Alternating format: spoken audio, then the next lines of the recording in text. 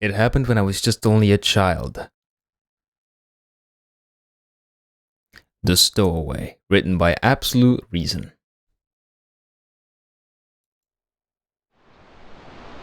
I woke up to a dark, cramped surrounding. The damp air smelled of mold and covered my curled body like a heavy blanket. The wooden walls of this crate hugged me tightly. I didn't know if anyone was outside. I was found. I was sure to be thrown away without mercy.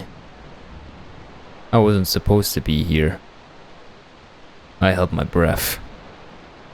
Is this a fucking Myouren temple game? Holy shit. I stood still. So still. As if I were made of stone. I strained to listen for any sign of threats. Wood creaked and groaned. Waves crashed. Rain hit the glass. Nothing that could be of a threat.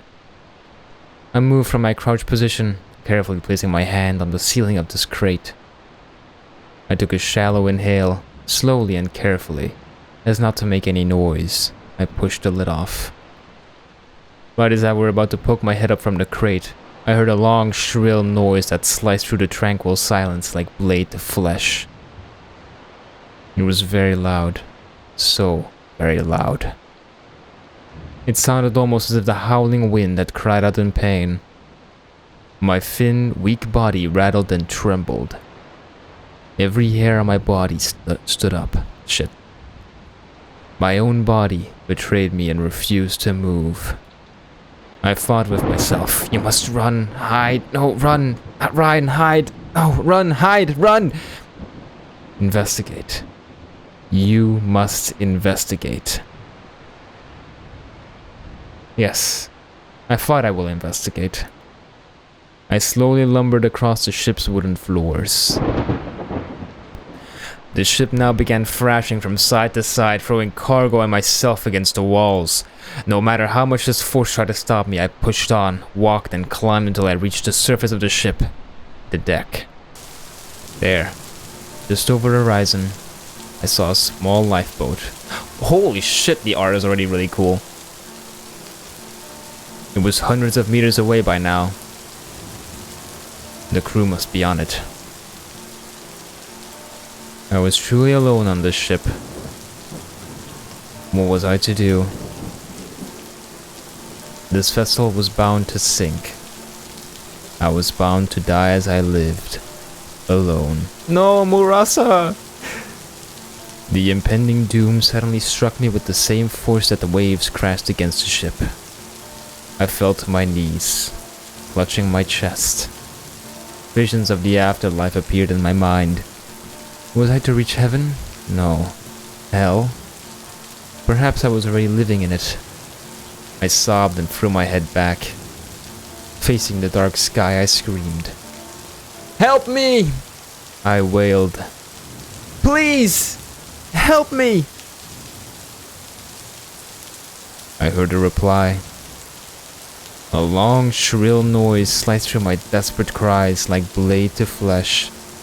It was louder, ever so much louder than anything I could imagine. It sounded almost as if the howling wind had heard my cries of pain. My head slowly turned towards whatever made the noise. Oh! Smash!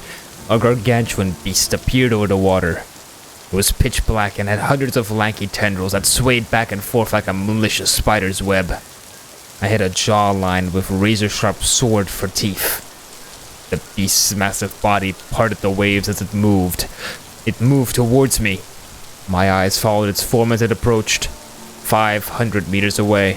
100 meters away. 50 meters away. Strangely, I didn't feel the need to flee. Death was approaching me, but who was I to fight it? I was just a little stowaway girl. I sat staring blankly at the deck floor. A shadow loomed over me, and I felt the warm breath of the beast on my back. Its gaping maw leaned over my feeble body. Its grime and slobber fell in clumps around me. In the corner of my eye, I saw the teeth. Boulder-sized teeth that must have ached to be in my neck. I was to meet my end For the last time, the beast made a long, shrill noise that sliced through my neck. Exactly like blade to flesh. It was painful, ever so much more painful than I could ever imagine. It sounded almost as if the howling wind had claimed my soul. Oh shit! Damn! I dared not look up.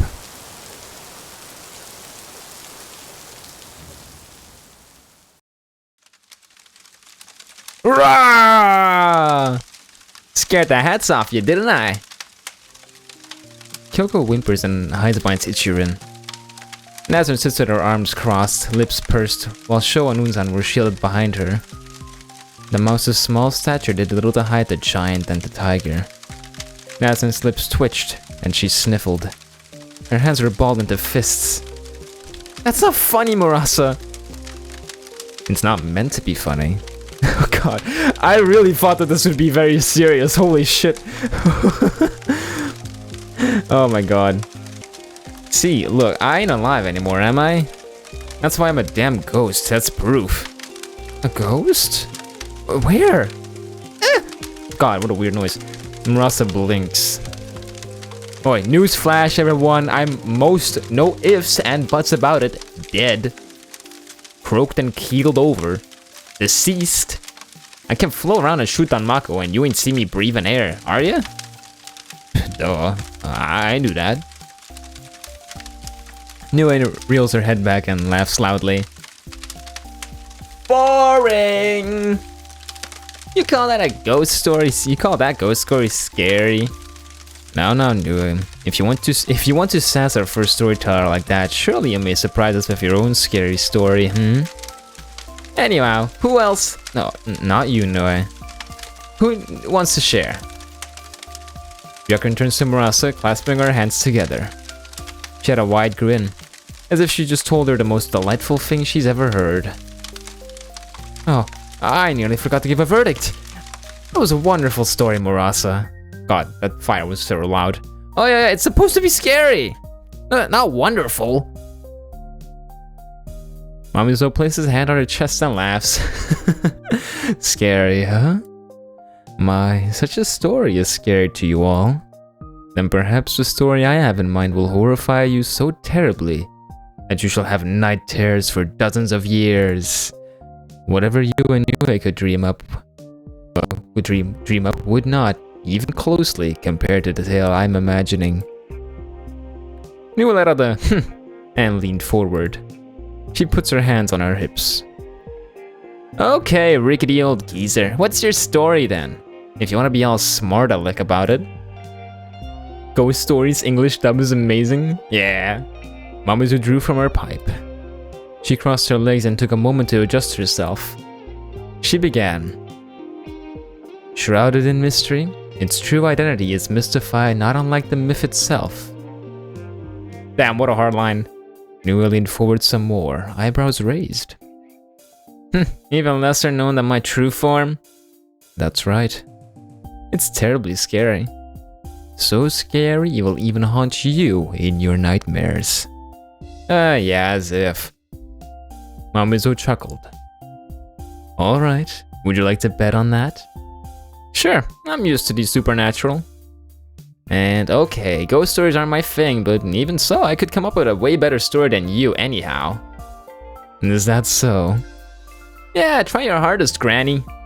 Let's see it. Alright then, but don't say I didn't warn you, Nue. From seemingly nowhere, Mamizo pulls out a large leather-bound book. She did so, and clouds of dust scattered across the ground. Nazrin and Kyoko coughed. Mamizo dramatically opens the book to a specific chapter, flipping the large yellowed papers loudly. As Mamizo scanned the pages, he began to read the tale aloud, the atmosphere becoming more hostile as the words flew out of her mouth. The Elegy of the Forgotten Kirin Spirit. The story begins with someone staring out in a monochromatic room, a painting of a faceless girl in red and white presenting an Eru fashioned on the wall. Another painting, two girls who were longtime friends, the same faceless girl from before standing between them, her face stricken with a subtle melancholy. Though, if you look closely, you can see a sense of melancholy on her face, as if she has seen happier days. A vision struck our protagonist, the three girls posing in front of a mirror, yet only two reflections displayed. She fell to the floor and wept, covering her face with her bare hands. The visions grew more distorted with time. A barely visible face began to paint the painting from before. Without a pause, the sound of an off-key arrow filled the room, piercing into the listener like knives. Silence. The musician trembled as the words, "I hate them," repeated under her breath, growing in intensity until her whispers became a shout. "I hate them! Both of them! Why have the gods disgraced me?" As her bitter jealousy echoed across the room, a picture frame of her and the two other girls was on the floor, while the glass frame was cracked in half. The area was once again met with a brief pause until she stood up and walked a few inches until she stopped at the center of the room. She asked, "Why have you forgotten me? Won't you please remember me?" With a blank yet sorrowful expression on her face.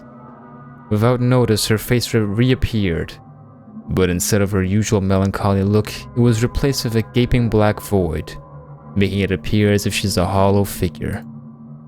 The background was pitch black. The uncanny nature of her appearance only intensified when what seemed like gibberish read 8D E1 86 8E 2097 D9. That is hexadecimal. The code, along with the girl, started to grow more distorted, as if it were corrupted.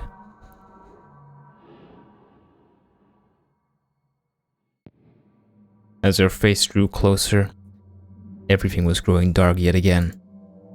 Yet the last thing that was heard was, "Will you remember me? Even after all this time?" Before it came to realization, her presence has vanished. As if it was all an illusion.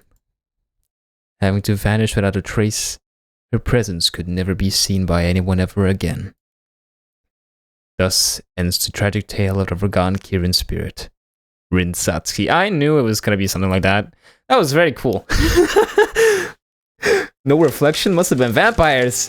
After Forbidden Scroller, I wouldn't trust Mamizo to tell horror stories. Yeah, that she does do shit like that. Niue, Ichirin, and Kyoko grasp each other desperately. They, in unison, let out a skull-piercing squeal in horror. When the screaming had settled, Mamizo was laughing in a light-hearted manner. "See? I told you it was gonna scare you."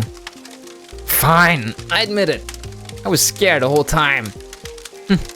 As I thought. I never knew a faceless ghost could be so horrifying. Even for me. And Mad Alice confirmed? Yeah. I think this was before Mad Alice even. I think this was before Gensokyo Odyssey. So, fucking mad props to writing a really good Rin Satsuki origin story. I'm trembling, honestly. This will definitely haunt me in my nightmares tonight. Murasa crossed her arms, piping up. The embodiment of the unknown herself, eh? Oh, freak scared of the very thing she claims to know all about. Knew his bottom lip twitched. Hey, old freak, don't feel so bad about it. At least he didn't cry like a baby. At a word, Nui slid off of the log she was sitting on and laid on the ground. The rest of the group looked down at her, puzzled, as if she would hug her knees to her chest. She sniffled. Mamizo clapped her hands together, laughing heartily. Then it appears I was right all along. As the campfire continues to crackle and pop, all the other members of the Myouren had told her about their cryptid haunting tales. Except for their Buddhist caretaker, Byakuren, who after experiencing this tale was preparing for the role after Mamizo had finished her duty in delivering a disturbing tale for everyone to hear. Byakuren's smile beamed like the sun, piercing the surrounding darkness. Such creative stories, everyone. Is it my turn now? The gallery had reserved responses. Between Mamizo smirking and Kyoko still shivering in fear, there seems to be no rejection. Sitting in silence for a moment, her response was monotone, fit with a sheepish smile. I've got nothing. Placing her hand on Byakuren's shoulder, Murasa piped up. Oi! Why don't you tell us about the time you were in Makai? Being in solitude's pretty scary, that I know. Wonderful idea, Murasa. Oh, but where to start? Kyoko hugged a pillow, rubbing her eyes. No, Kyoko! Well, every fucking fan game puts Kyoko in the most horrific situations. The fucking farming game put her in a depressed mood. Now we're scaring the fucking shits out of her in this game. I just want a game where Kyoko can be happy. And yes, I know, like, Miss Izakaya is somewhat of a happy Kyoko, but like, she has debt to pay in that fucking video game. It's not very nice. It's not very happy Kyoko. I really just want Kyoko to be happy, alright? Kyoko deserves it. Chiming in from behind her pillow, Kyoko's interest was piqued. A peak? From the beginning! But make it quick, I'm sleepy. Aww. Well, maybe I'll have to skip over a few details here and there, but I'll see what I can do. Waiting for everyone to settle down, she shut her eyes and began. Of flesh and blood. They called me a demon in human form. Treated me like I would take their firstborn from them. It was horrible. So they locked me away in Hokkai, deep within the depths of Makai. It was harsh. Every breath filled my lungs with their unearthly miasma. Almost as if the very world around me could have melted like a summer-bound ice cube. The skies deep red, the very world screaming in agony as it bled out. Not a single bandage could conceal their wounds. Oh, fuck. I didn't mean to do that. Okay, I was my own personal corner of Makai. Alone. Only the voices of heaven and hell could speak to me, lacking kindness, nor with any frequency. It was, to put it, unmatched solitude. Strength and magic could barely hold me together, as it felt every realm wanted a different part of me, wanted to tear me apart to put me back together again. My flesh was stripped from my body, my bones misshapen and rearranged, only to return back to normal soon. There was no giant demon to fight, no hellbound creatures lurking in the darkness. Only the unsatisfying hum of being utterly alone could keep the silence at bay. I watched the world bleed out. Years passed as the blood flowed back into it, only to be accentuated once more. Hokkai's fire took no prisoners, and I was no exception, watching my body burn into ash. Yet I lived on. A horrific cycle of death and rebirth, torturous in nature, as the everlasting darkness only became more unfriendly. I lost track of time, gathered piece by piece of cursed Makai material to create my sutra scroll, my only lantern in the deepest of caves. My spells were defined like the sharpened sword, until there was none left to learn, solitude setting in again. Dark. Darker. Yet it only got darker. That was, until you all show up to rescue me. Spreading her arms skywards, her scroll formed a rainbow above her head, and I'd do it all again if it meant saving more yokai. That was terrible! I'm glad we were able to help you. God. I thought, like, I really made Byakuren seem out like a fucking murderer. Murasa nods. Man, it's real tough not being a human anymore. Do you, ever wish you could go back to being a human? Byakuren paused. I wouldn't be sitting here chatting with you all if I was. Yeah, you'd be eaten. Murasa approached Byakuren and wraps her arms around her in a tight hug. She returns the hug. I'm happy too. Oh, Kyoko! I'm taking a screenshot of that. That is so cute. Kyoko also approaches Byakuren and hugs her from behind. I need an artist to draw this. I want to see Kyoko hug Byakuren. I think it would be very nice. One by one, everyone moves to embrace her. The group held the hug for a while. It's weird that Mamizo would be there though. Hello? Who's there? Who's the one screaming? Hello? I'm here to rescue you? I wanna go home. If you aren't coming out, you owe me a fee. Ah, damn. Is that the Shrine Maiden? Oh, yeah, I should. Ah, damn. Was that the Shrine Maiden? Quick, snuff out the campfire. Or camel fire. She'll never get our tails. How about this?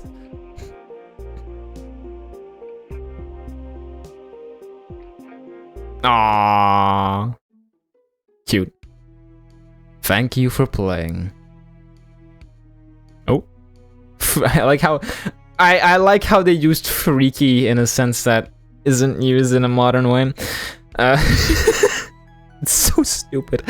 I love seeing freaky. No, this is an unimaginable freaky obituary. It's a very, very cute. This is a Touhou Fangame Jam 9 game.